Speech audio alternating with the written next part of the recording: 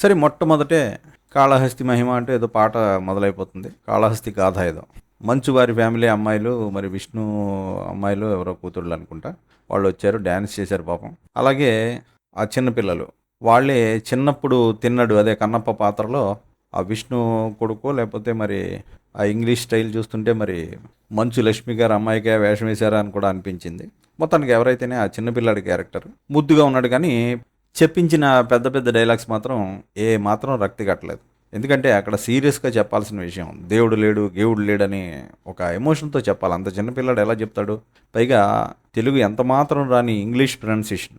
దేవుడు లేడు గేవుడు లేడు అనడానికి డాడ్ ల్యాడ్ గేడ్ ల్యాడ్ అని చెప్పి అంటుంటారు. అసలు మనం ఈ తెలుగు సినిమా చూస్తున్నామా అని అనిపిస్తుంది. సరే చిన్నపిల్లల్ని ఇంకేమంటాం, అంతకంటే వీళ్ళంతా మా ఫ్యామిలీ కాబట్టి ఇందులో నటిస్తారని చెప్పి అందరినీ తీసుకొచ్చి పెట్టారు.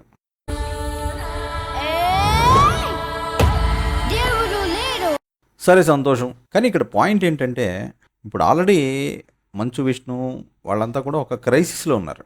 ఈ క్రైసిస్లో ఉన్న టైంలో ఏం చేయాలి? కరెక్ట్గా ఏ పాత్రకి ఎవరు యాప్ట్ అవుతారో వాళ్ళని తెచ్చుకోవాలి. ఇంట్లో వాళ్ళందరినీ తెర మీద చూపిద్దాం అని అనుకోకూడదు. అది ఎప్పుడు చేయాలంటే మన సినిమాలు వరుస పెట్టి ఒకదాని మీద ఒకటి హిట్లు అయిపోతున్నాయి అనుకోండి. అలాంటప్పుడు ఆ హీట్లో మనం మంచి ఫామ్లో ఉన్నవరా బాబు అన్నప్పుడు అప్పుడు ఎవరినైనా ఫ్యామిలీ యాక్టర్స్ని ఒకళ్ళిద్దరిని అందులో కలిపేసినా ఇంట్రడ్యూస్ చేసినా అందులో కొట్టుకుపోతుంది కాస్త వాళ్ళు ఇటు అటుగా చేసిన. కానీ ఇక్కడ పరిస్థితి ఏంటి? మంచువారికి ఈ మధ్యకాలంలో హిట్సే లేవు, పెద్ద ఆయనకు కూడా హిట్స్ లేవు. ఈ పరిస్థితుల్లో ఇంత పెద్ద ప్రాజెక్ట్ నెత్తికెత్తుకుని ఇది హిట్ అయితే నిలబడతాం లేకపోతే లేదన్న పరిస్థితుల్లో ఉన్నప్పుడు ఎందుకండి ఇంతమంది ఫ్యామిలీ ఆర్టిస్టులని పెట్టి రిస్క్? నాకు అర్థం కాదు. సరే ఇంకేం చేస్తాం, వాళ్ళ నిర్ణయం అది.